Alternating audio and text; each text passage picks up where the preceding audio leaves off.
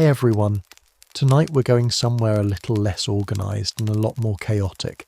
A place where the passionate speeches about freedom were often drowned out by the rumbling of empty stomachs and the unnerving click of a rusty musket.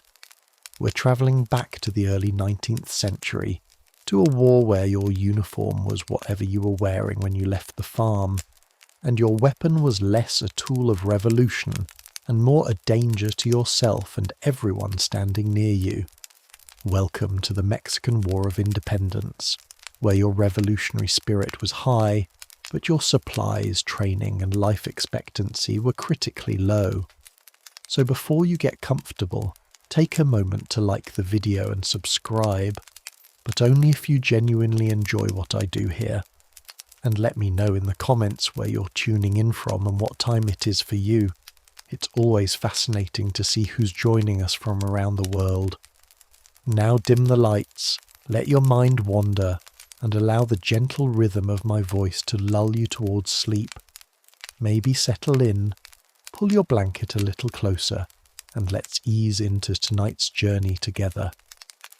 Let's be clear, you didn't join the rebellion because you were an enlightened philosopher steeped in the writings of Rousseau and Voltaire. You're a peasant farmer, a miner from Guanajuato, or perhaps a low-level artisan in a small village. Your life is governed by two unshakable realities, the Spanish colonial caste system and back-breaking poverty. For 300 years, your country has been ruled by Spain, a distant kingdom that sees Mexico, or New Spain, as its personal treasure chest. A tiny elite of Spanish-born administrators, the Peninsulares, hold all the power, all the wealth, and all the important jobs. Below them are the criollos, people of pure Spanish descent born in Mexico. They have land and some wealth, but are shut out of the highest levels of government. And then there's you. You're likely a mestizo of mixed Spanish and indigenous heritage, or perhaps you are of pure indigenous descent. For you, the system offers little more than hardship. You pay crippling taxes to a king you'll never see. You work in silver mines that make Spain rich while you remain poor, or you farm a small plot of land that barely feeds your family. You are a subject, not a citizen. So, when, on the morning of September the 16th, 1810, a charismatic but unconventional priest named Miguel Hidalgo y Costilla rings the church bells in the small town of Dolores and delivers a fiery speech, you listen. He doesn't speak of abstract political theory. He speaks your language. He speaks of ending the tribute payments, of reclaiming the land, of casting off the yoke of the hated Gachupians, a derogatory term for the Spanish-born elite. He holds up a banner of the Virgin of Guadalupe, a symbol deeply resonant with the common people. This is not just a revolution, it's a crusade. You don't join because you've read a pamphlet on liberty. You join because you are desperate, you are angry, and for the first time in your life someone is offering a glimmer of hope, a chance to fight back. You grab the only weapon you have and you join the growing, chaotic and utterly unprepared army of the insurgency. What is your weapon? It is not a standardized, state-issued musket. The Spanish crown made sure that modern weapons were kept firmly in the hands of its own professional soldiers. So, you bring what you have.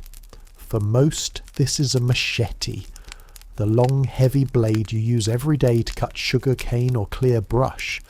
It's a formidable farming tool, but against a Spanish soldier with a bayonet-tipped rifle, it's a prayer in the face of a storm. Others in the crowd carry farming tools, sharpened hoes, sickles, or simple wooden pikes. Some of the miners have brought their blasting tools. A few, perhaps those who live on the frontier, have old, unreliable colonial-era muskets, passed down through generations, their mechanisms rusted and their accuracy questionable at best. The most common ranged weapons in this peasant army are slings and bows and arrows. the ancient tools of your indigenous ancestors. Your uniform is the simple white cotton shirt and trousers, the manta that you wear every day. Your shoes are leather huarachis, or, more likely, you are barefoot. You have no formal training. You do not know how to march in formation, how to execute a flanking manoeuvre, or how to properly load and fire a musket in a disciplined volley. You're not a soldier. You're part of a mob, a passionate, righteous, and terrifyingly disorganized horde. In the first few days, this is enough. Hidalgo's army swells from a few hundred to tens of thousands, a massive moving river of humanity. You march from town to town, and the small Spanish garrisons are simply overwhelmed by your sheer numbers. The rebels take cities like Celaya and Guanajuato, not through brilliant military tactics, but through furious, chaotic assaults. But how does this massive army eat? It doesn't have supply lines or logistical core. It lives off the land. This is a polite way of saying it is in a constant state of pillaging. As you march, you liberate food from the wealthy haciendas owned by the Spanish elite.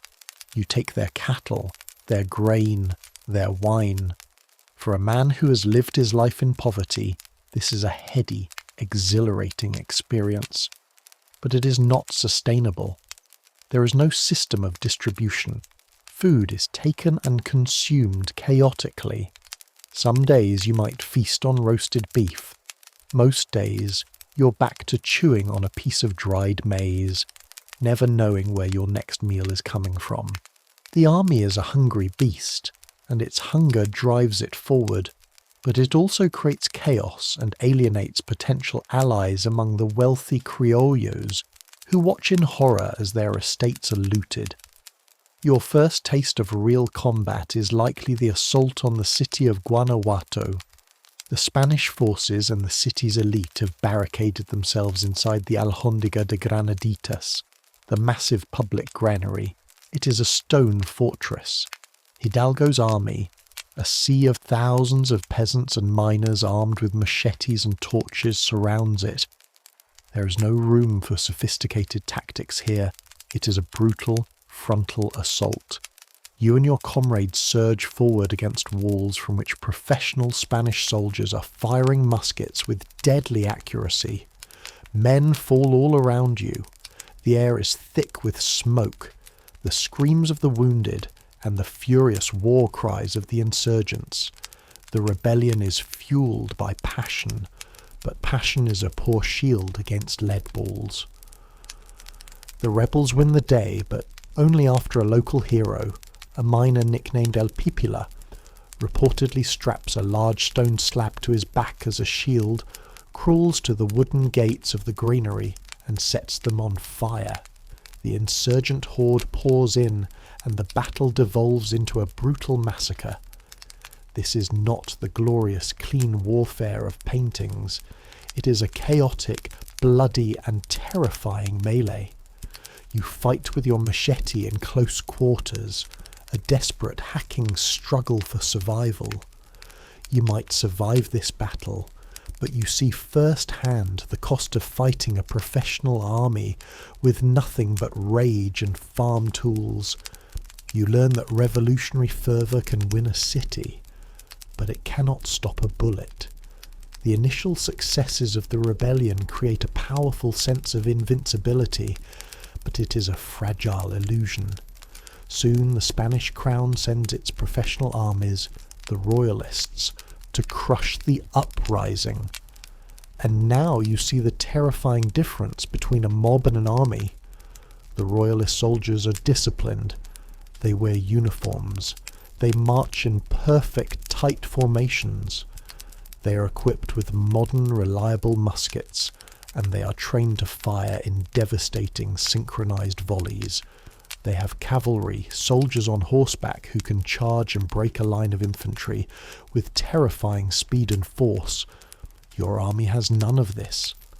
When you face the royalists on an open battlefield, such as at the Battle of Calderon Bridge, your numerical superiority means very little. Your commanders, often priests like Hidalgo and Morelos, are charismatic leaders, but not trained military strategists. Your army cannot hold a disciplined line. When the Spanish cannons begin to roar, there sound a deep, earth-shaking thunder you've never heard before, panic begins to set in. When the royalist infantry advances, a steady, implacable wall of steel and blue uniforms, and fires a volley, the effect is devastating. Hundreds of your comrades fall at once. Your own rusty musket might misfire, or you might not even have time to reload it. And then comes the cavalry charge. A wave of men and horses, sabres flashing, thunders into your disorganized ranks. A peasant with a machete stands no chance against a trained cavalryman.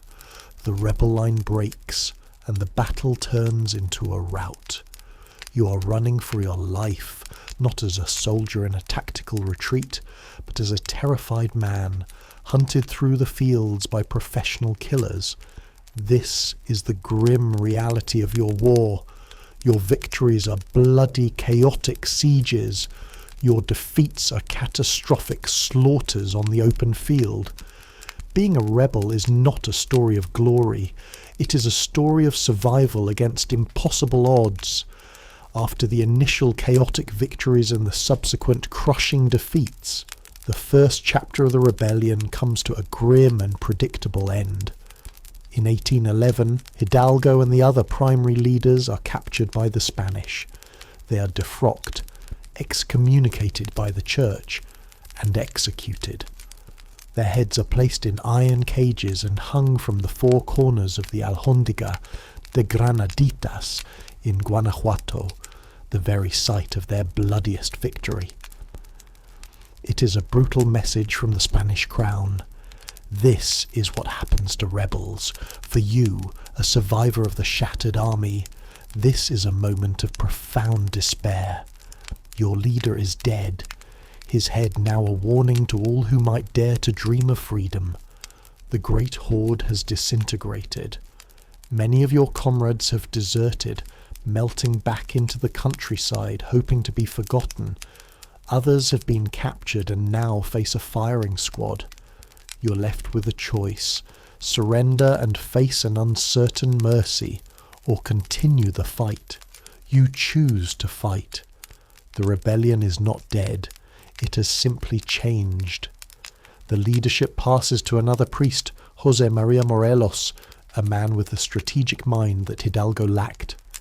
Morelos understands that a peasant mob cannot defeat a professional army in open battle. He transforms the rebellion. Instead of a single, massive horde, the insurgency splinters into smaller, more disciplined guerrilla bands. You are now a guerrillero. Your life is no longer one of marching in a vast river of people. It is a life of shadows, of stealth, and of constant gnawing uncertainty. You operate in the rugged, mountainous terrain of southern Mexico, a landscape of deep canyons, thick forests, and remote villages that becomes both your fortress and your prison. Your new commander is not a priest, but perhaps a local landowner or a tough, charismatic bandit who has declared himself a patriot. Your unit is small, maybe 50 or 100 men. Your daily life is no longer about preparing for a great battle. It is about survival and attrition. Your new strategy is the war of fleas. You do not engage the main Spanish army. You harass it. You emerge from the mountainside to ambush small Spanish patrols, to capture their weapons and supplies. You disrupt their communication lines, attacking couriers and raiding supply depots. You melt back into the forest before the royalists can organize a response. You become a ghost, a constant, irritating and deadly presence that the Spanish can never seem to pin down.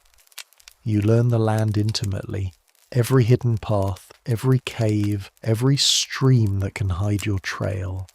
The brutal heat, the swarms of insects, the treacherous terrain, these are now your greatest allies, for they wear down the Spanish soldiers who are unaccustomed to this harsh environment.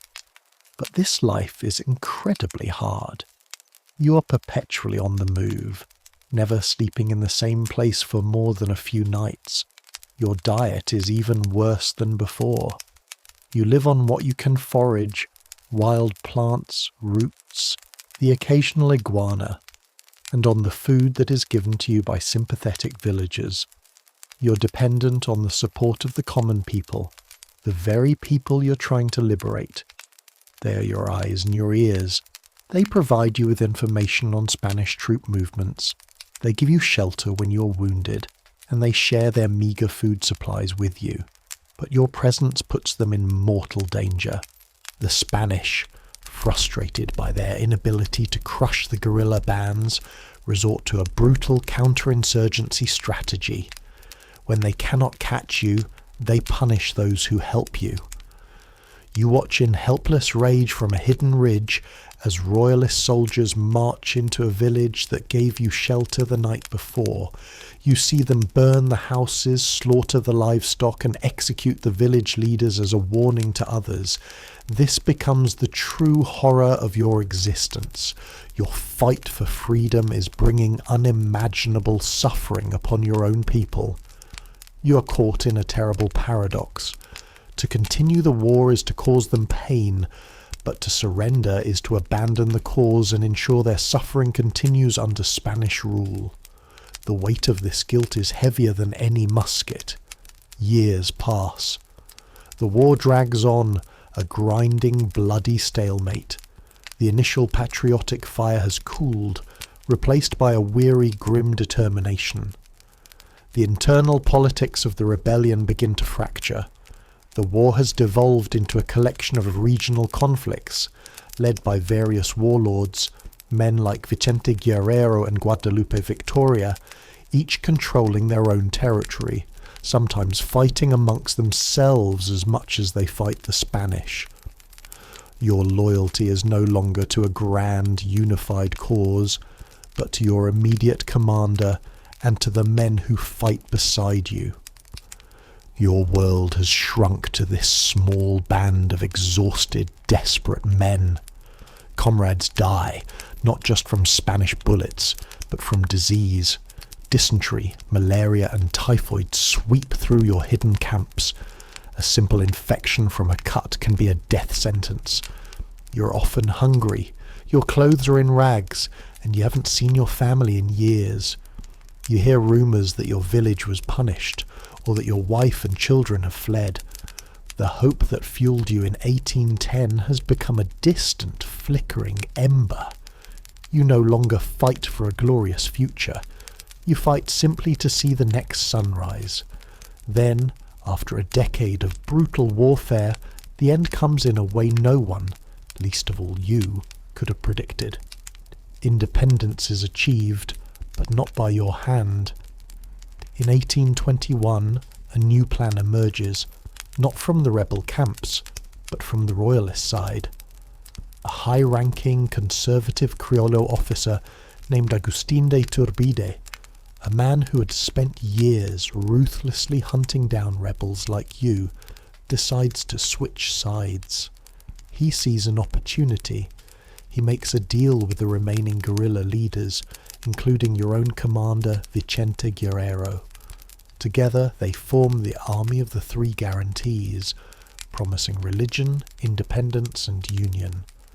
The Spanish, weakened by political turmoil back home and facing a united front in Mexico, are finally forced to recognize Mexico's independence. There is no final glorious battle for you to fight. The war ends with a political pact, an agreement made between the elites you once fought against and the rebel leaders who have survived. Suddenly, you are told the war is over. Mexico is free. But what does this freedom mean for you? You, the peasant, the miner, the man who bled for this cause for 10 long years.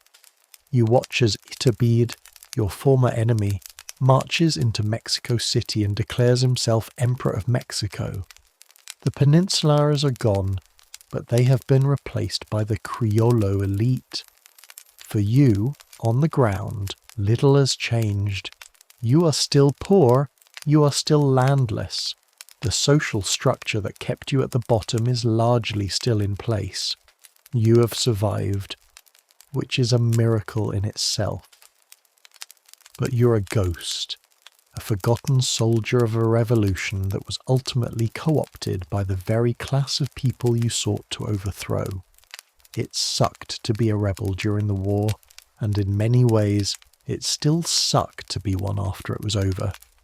You were the fuel for the fire of independence, but the warmth of its victory was reserved for others.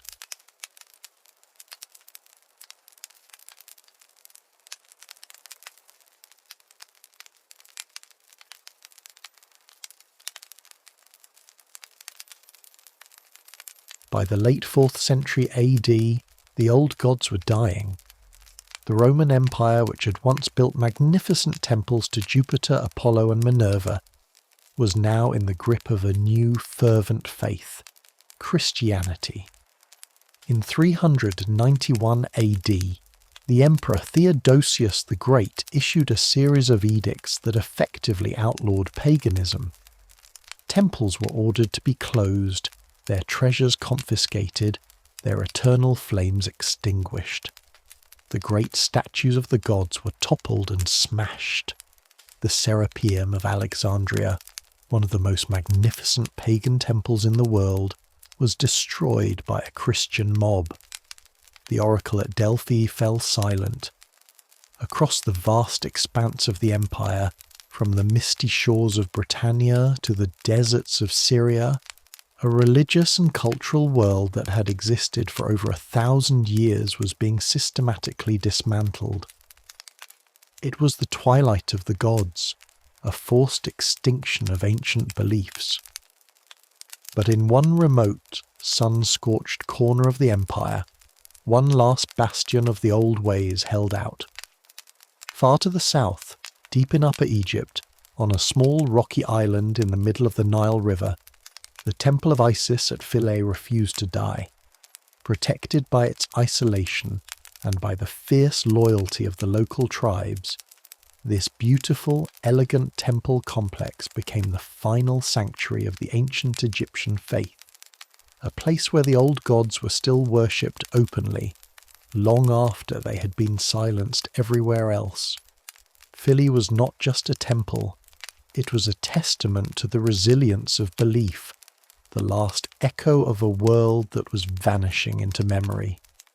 For nearly 2 more centuries after the edicts of Theodosius, the priests of Isis would continue to perform their ancient rites, their chants carrying across the water in a final defiant prayer to a pantheon of gods on the verge of oblivion. The island of Philae had been a sacred site for centuries, but it rose to prominence during the Ptolemaic dynasty, the period when Greek rulers governed Egypt after the death of Alexander the Great. They, along with the Roman emperors who followed, were captivated by the cult of Isis. She was not just a local Egyptian deity. By this time her worship had spread across the entire Mediterranean. Isis was a universal goddess. She was a mother figure, a bringer of magic, a symbol of resurrection and eternal life through her myth of reassembling her murdered husband Osiris. She offered a promise of personal salvation and comfort that resonated deeply in the turbulent Roman world. Her temple at Philae became a major pilgrimage site, attracting devotees from as far away as Rome and Greece. The temple complex itself was a masterpiece of late Egyptian and Greco-Roman architecture. Graceful colonnades lined the approach, their capitals carved in the shape of papyrus and lotus flowers. The walls were covered in intricate, beautifully preserved reliefs, depicting the pharaohs making offerings to Isis, Horus and Osiris. The atmosphere on the island was one of profound peace and sacred mystery. The sound of the Nile flowing past, the shade of the palm trees, the scent of lotus blossoms and incense. It was a world away from the rigid dogmatic shifts occurring in the rest of the empire. Here, time seemed to move differently, governed by the ancient rhythms of the river and the stars. The priests and priestesses who served the temple were the keepers of this ancient flame. They were not just religious functionaries, they were scholars, astronomers, and healers. They knew the ancient hieroglyphic script, which by this time was a dying language, understood only by a select few. They maintained the temple's vast library of papyrus scrolls, containing thousands of years of accumulated knowledge on theology, magic, and medicine. Their daily life was one of ritual. They would awaken before dawn to perform the opening of the shrine, a ceremony where the statue of the goddess was cleansed, clothed in fine linen, and anointed with perfumed oils. They made offerings of bread, beer, wine, and flowers throughout the day, their chants echoing through the stone halls. They were living links to a tradition that stretched back to the time of the pyramids. What allowed this isolated pocket of paganism to survive for so long? The answer lies not just in its remoteness, but in politics. The temple at Philae was of immense importance to the nomadic tribes who lived in the desert south of Egypt, the Blemis and the Nobatai. These tribes, though often a thorn in the side of the Roman administration, had a long-standing treaty that guaranteed them the right to worship at Philae. They would make annual pilgrimages to the island, bringing tribute and making offerings to Isis, whom they revered. For the Roman governors of Egypt, maintaining this treaty was a matter of pragmatic border security. Allowing the tribes to continue their worship was a small price to pay for peace on the empire's southern frontier, and so the Temple of Isis at Philae existed in a kind of protected bubble, a diplomatic anomaly that allowed the old faith to breathe, even as the Christian empire sought to suffocate it everywhere else. This fragile peace allowed the temple to become the very last place in the known world where the ancient Egyptian hieroglyphs were still being carved, the last testament of a civilization's voice. As the 5th century dawned and the Western Roman Empire began to crumble under the weight of barbarian invasions and internal decay, the Temple of Isis at Philae became a living anachronism. It was a fossil from a bygone age, preserved in the warm, dry air of the Nubian frontier. While Christian theology was being debated in great councils in Nicaea and Chalcedon, the priest at Philae was still meticulously tracking the movements of the stars to determine the dates of festivals for Osiris. While magnificent new churches were rising in Constantinople and Rome, the masons at Philae were carving the last known inscriptions in the sacred hieroglyphic script. One of these, known as the Graffito of Ismetakom, is dated August 24th, 394 AD. It is a short, simple prayer carved by a priest in honour of the god Mandulis. It is widely considered to be the very last authentic hieroglyphic inscription ever made, the final whisper of a written language that had endured for over 3.5 millennia. Imagine the hand of that priest, carefully carving the sacred symbols, knowing that he might be one of the last people on earth who could still read them, that the vast, complex world of his ancestors was fading into incomprehensibility. Life at the temple during this period must have been one of quiet, dignified decline. The great pilgrimages from across the Mediterranean had ceased long ago. The flow of wealth and offerings from the imperial court was a distant memory. The temple now relied solely on the devotion of the local tribes and its own dwindling resources. The priests, once part of a vast interconnected network of temples across Egypt, were now isolated. their numbers shrank. It must have been a struggle to find young acolytes willing to undertake the years of rigorous training required to learn the ancient rituals and the complex script. Why devote your life to a faith that the rest of the world now considered a demonic superstition? And yet, they persisted.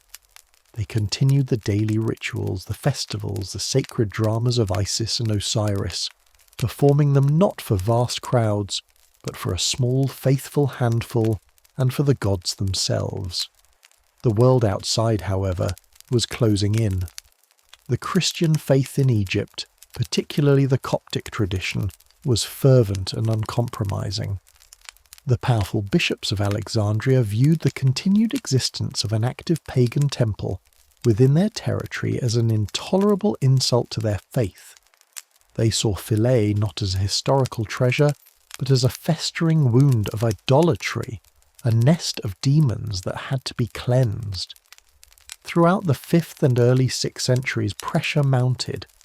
Zealous monks and local bishops likely made attempts to preach to or intimidate the pagan worshippers.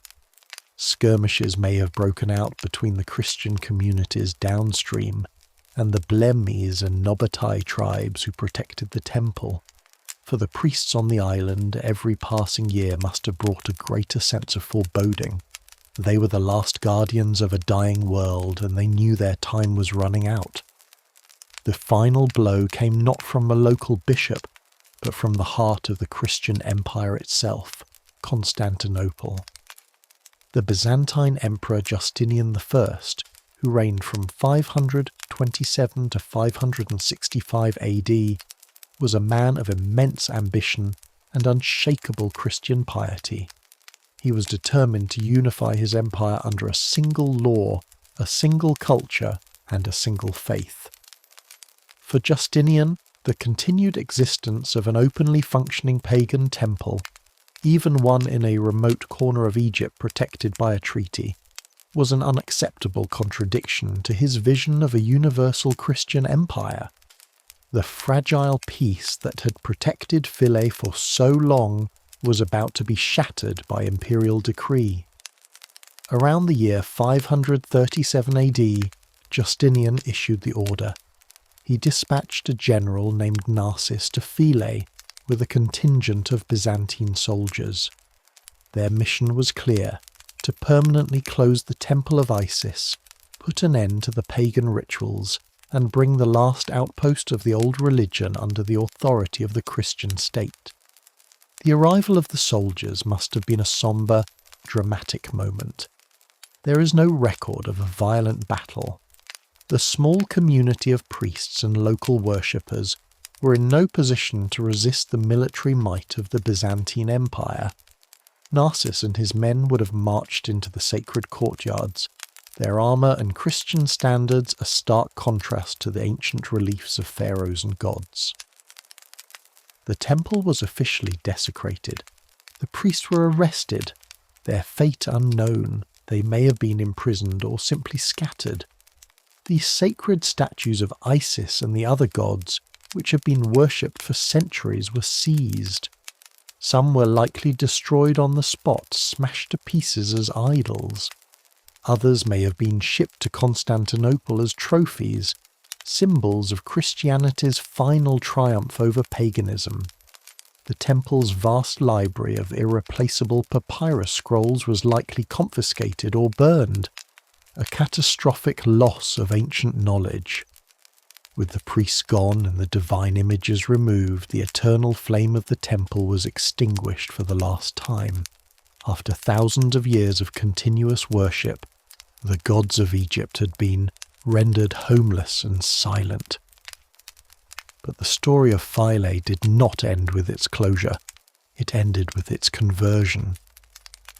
Soon after the pagan rites were suppressed, the main hall of the Temple of Isis was repurposed into a Christian church. The beautiful, vibrant reliefs on the walls were not entirely destroyed, but they were Christianized. Crosses were carved over the ancient symbols. The Ankh, the Egyptian symbol of life, was reinterpreted as a form of the cross. A Christian altar was built in the sanctuary where the statue of Isis once stood. The temple that had once echoed with chants to Osiris now resonated with the sound of the Coptic liturgy and prayers to St. Stephen, to whom the new church was dedicated. This act of appropriation was the ultimate symbol of the New World Order. The old gods were not just defeated, their very homes were colonized, their sacred spaces overwritten with the symbols of the faith that had replaced them. And so the last pagan temple of the Roman world fell, not with a bang, but with the quiet chipping of a mason's chisel carving a cross into the face of a goddess.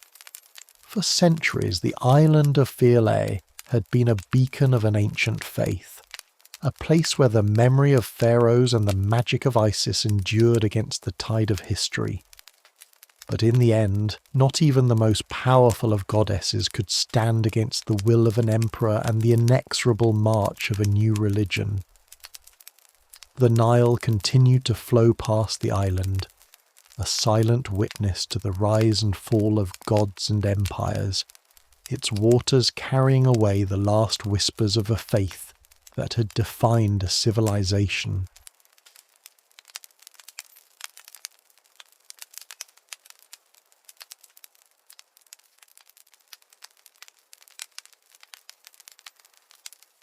In the vast vertical world of the Andes, the earth is never truly still. The mountains, which the Inca Empire called home, are a place of breathtaking beauty and terrifying power, a landscape of jagged peaks, deep canyons, and a sky so clear it feels like you could touch the stars. But this is a land born of immense geological violence, a place where the ground itself is alive, groaning and shifting under the immense pressure of its own creation. For the Inca, an earthquake was not a random geological event to be measured on a scientific scale. It was a conversation. It was a shiver running through the body of a god, a message from the very fabric of the cosmos, a sign that the delicate balance between the human world and the divine world had been dangerously disturbed. To feel the earth move beneath your feet was to feel the stirring of a deity, and the Inca people dedicated their lives, their rituals, and even their architecture to understanding and appeasing these powerful earth-shaking forces. At the heart of the Inca worldview was the living earth itself, the goddess known as Pachamama, or Mother Earth. She was not a distant, abstract deity. She was the soil that produced their crops, the rock that formed their mountains, the very ground they walked upon. She was a nurturing, life-giving force, the source of all fertility and sustenance. But Pachamama was not always gentle. She was a deity of immense and unpredictable power, and her temper could be devastating. The Inca believed that an earthquake was Pachamama physically moving. She might be turning over in her sleep, stretching her great terrestrial limbs, or more terrifyingly shaking with rage. A tremor was a direct expression of her state of being. The ground did not shake, she shook. And if Pachamama was restless, it was almost always because humanity had done something to upset the sacred balance, the state of cosmic harmony known as Imi, a principle of reciprocity that governed the relationship between humans, nature, and the gods. What could anger a goddess as powerful as Mother Earth? The Inca believed that the actions of mortals had a direct impact on the spiritual world. A community's moral or spiritual impurity could be a primary cause, a crime that went unpunished, a social taboo that was broken, or an act of disrespect towards a sacred person or place could create a ripple of disharmony that would eventually manifest as a physical cataclysm. An earthquake could be a divine punishment, a way for the earth to cleanse itself of the spiritual filth of human transgression. The Sapa Inca, the emperor, was seen as the son of the sun god Inti, and the central pillar of this cosmic balance. If the emperor grew weak, corrupt, or failed to perform his ritual duties correctly, the entire empire could be seen as being in a state of imbalance, and Pachamama might stir in protest. A tremor in a distant province could be interpreted as a direct commentary on the spiritual health of the court in Cuzco. Disrespect for the dead was another grave offence that could provoke the earth's fury. Ancestor worship was central to Inca life. The mummified bodies of deceased emperors and nobles known as malki were not seen as lifeless remains. They were considered living entities, powerful conduits to the spirit world. They were housed in magnificent temples, dressed in fine textiles, offered food and drink, and even brought out on ceremonial litters to participate in public festivals. The Inca believed that these ancestors could intercede with the gods on their behalf. If a mummy's tomb was disturbed, if its rituals were neglected, or if it was shown disrespect, its spirit could become angry. This anger could manifest in many ways: famine, disease, or by appealing to other deities to unleash their power. An earthquake could therefore be a message from your great-great-grandfather, a posthumous complaint that you hadn't been bringing him enough high-quality corn beer. While Pachamama was the primary earth deity, she was not the only god associated with tremors. On the coast of modern-day Peru, long before the Inca conquered the region, a powerful creator god named Pachacamac was worshipped as the Earth Maker, or he who animates the world. He was a god of creation, but also of destruction. His oracle, housed in a massive adobe temple complex near present-day Lima, was one of the most important and feared in the Andes. Pilgrims would travel for hundreds of miles to consult the oracle, leaving lavish offerings in the hope of receiving guidance or appeasing the god.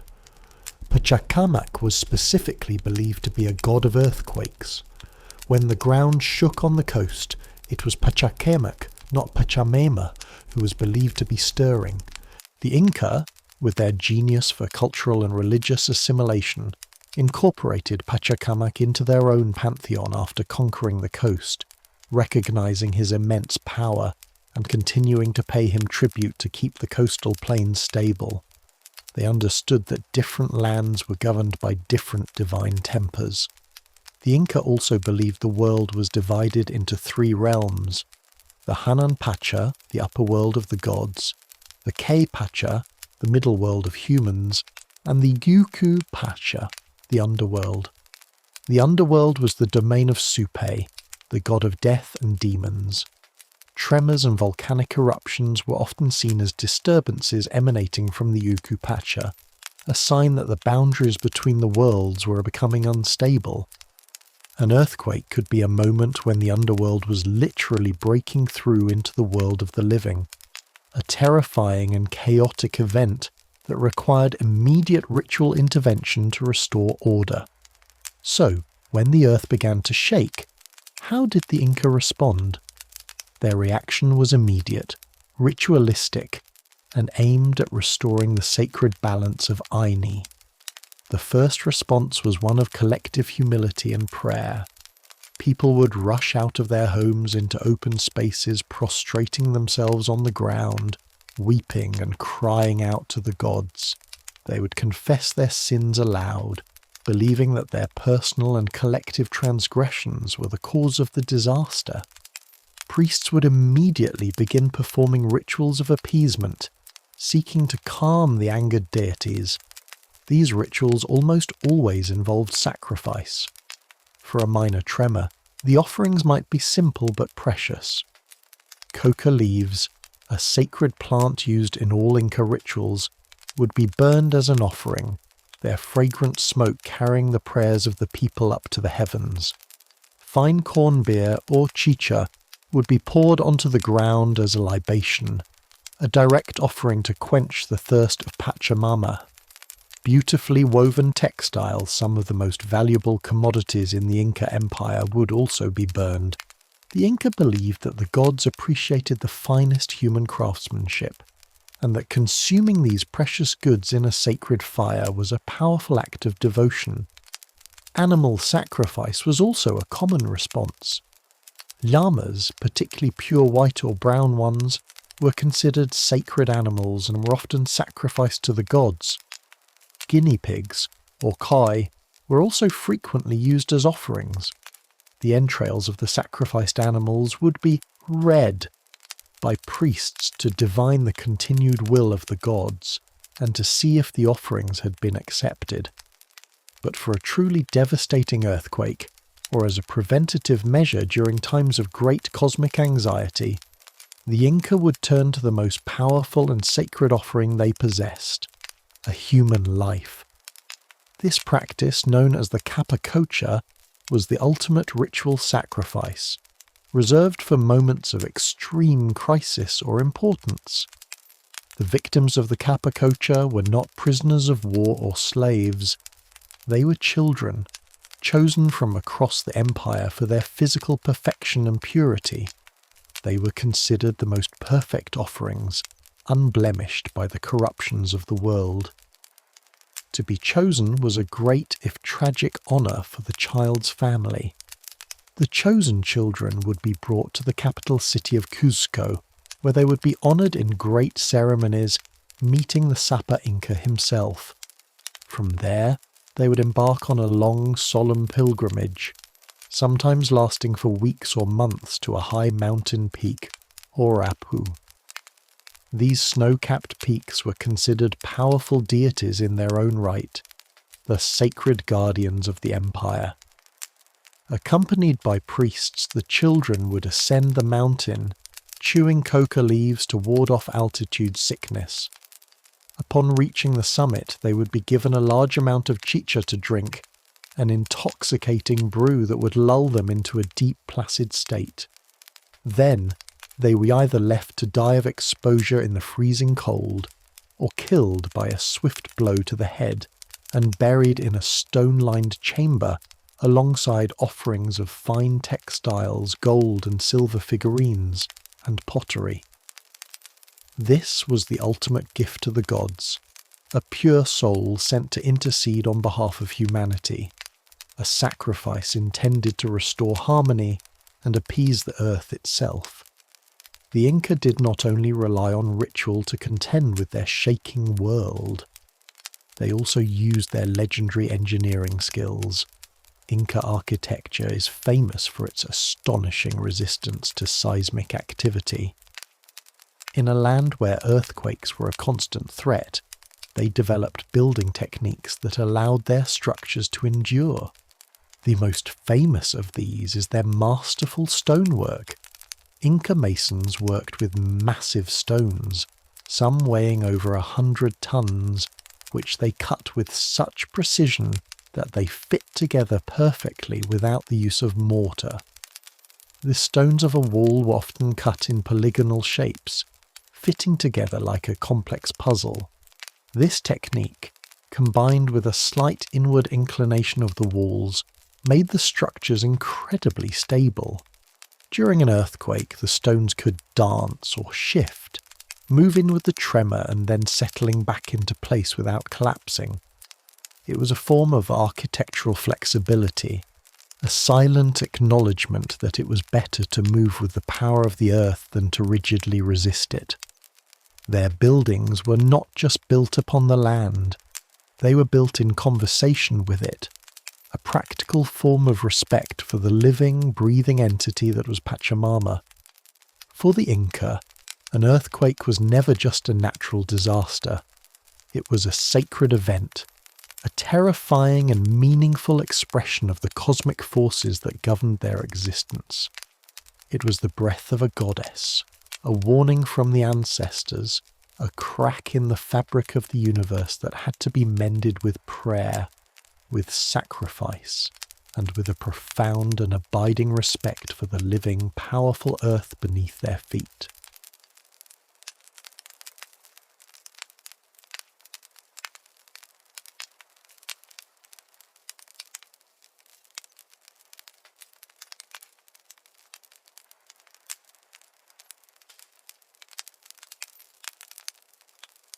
The last gilded carriage has clattered out of the courtyard, its sound fading into the cold Vienna night.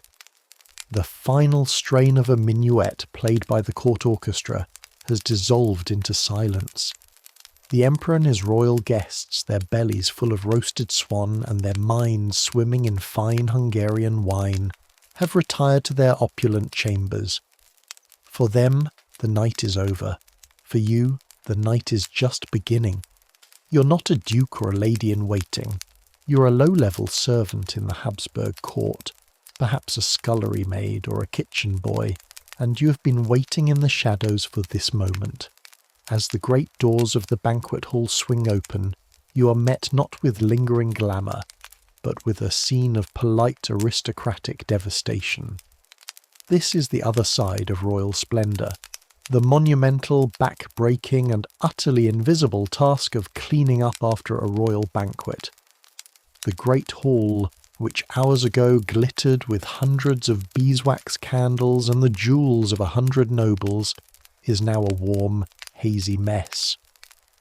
The air hangs thick with the smells of spilled wine, melted wax, rich gravies, and the collective perfume of the Austro-Hungarian elite. The long tables, draped in what were once pristine white damask tablecloths, are now battlefields of debris. Silver platters are smeared with sauce, golden goblets are sticky with wine dregs, and half-eaten pastries lie abandoned next to piles of discarded bones. The floor is a treacherous landscape of spilled drinks, dropped morsels of food, and mud tracked in from the palace gardens. Your job, and the job of a small army of servants, is to make all of this disappear before the sun rises, to erase every trace of the night's indulgence and restore the hall to its immaculate imperial perfection. The clean-up is not a chaotic scramble. It is a ruthlessly efficient operation, governed by the same strict hierarchy that defines all court life.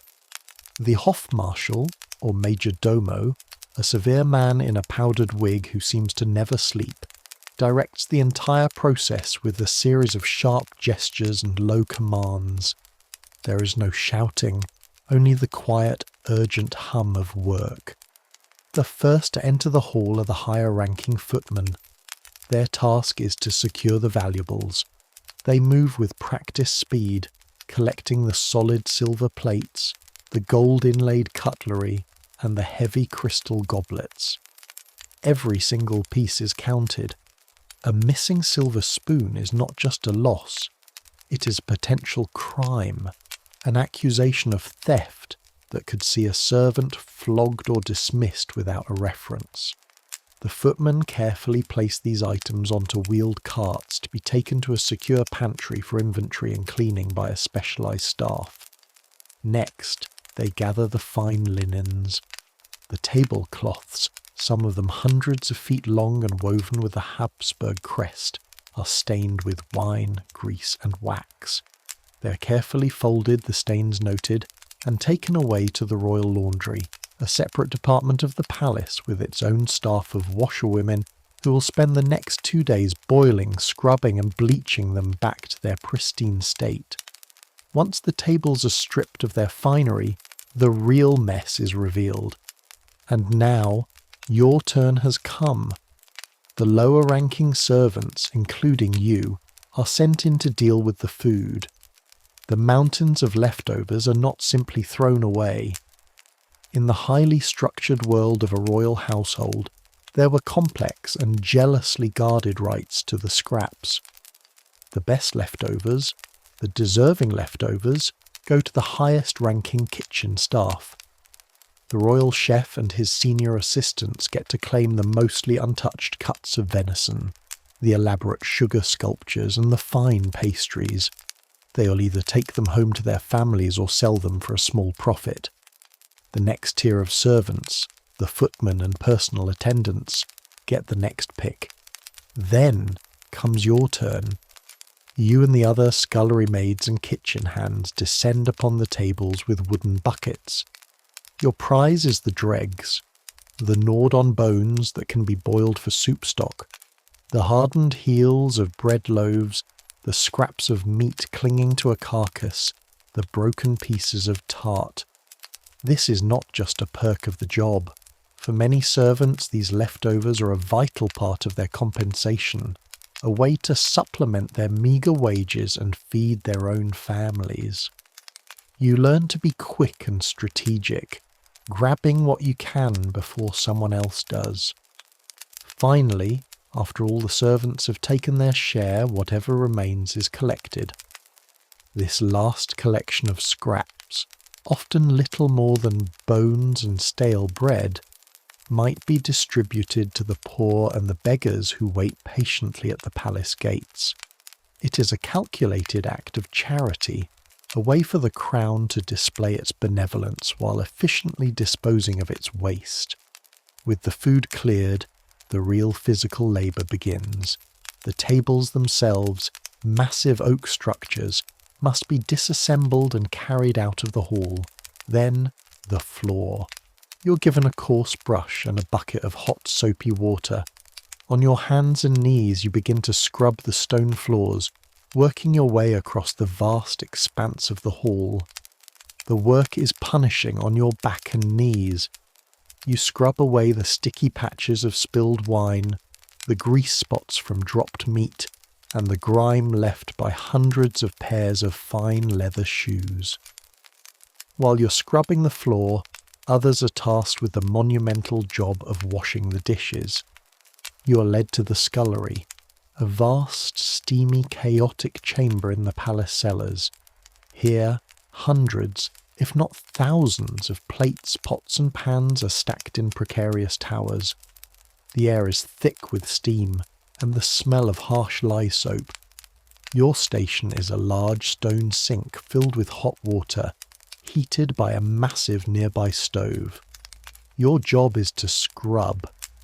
You use sand or rough bundles of straw to scrape the hardened food from the pewter and ceramic plates.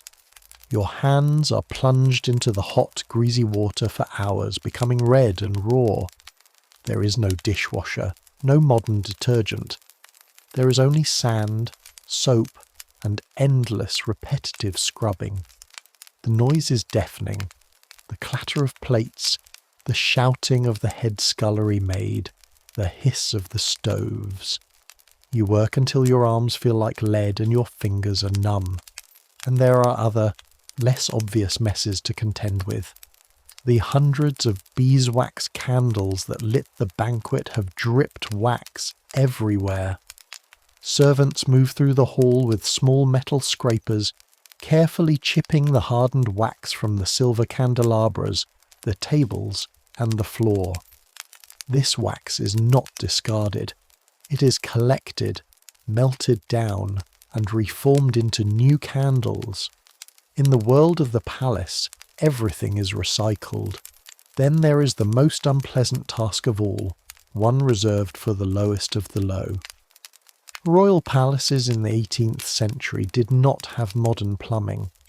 Guests who needed to relieve themselves would be escorted to small antechambers containing ornate chamber pots, looked after by designated servants. It falls to someone to empty and scrub these pots. A foul and humiliating task performed in the dead of night. Finally, after hours of grueling work, a stillness begins to settle over the great hall. The floors are clean and gleaming faintly in the moonlight that streams through the high arched windows. The tables are gone. The smell of food and wine has been replaced by the clean scent of soap and damp stone. The major domo makes one final inspection, his sharp eyes missing nothing. If he is satisfied, you are dismissed. You and the dozens of other invisible labourers trudge back to your shared quarters, often a small cramped room in the attic or the cellar of the palace. You are given your share of the leftover bread and perhaps a bit of cheese. You eat it quickly, your body aching with a fatigue so deep it feels like it has settled in your bones. You have only a few hours to sleep before you must wake up before dawn to begin the preparations for the next day, polishing the silver, lighting the fires, and getting the entire magnificent glittering machine of the royal household ready to run all over again. You're the ghost in the machine, the silent, exhausted engine that powers the splendour of the empire,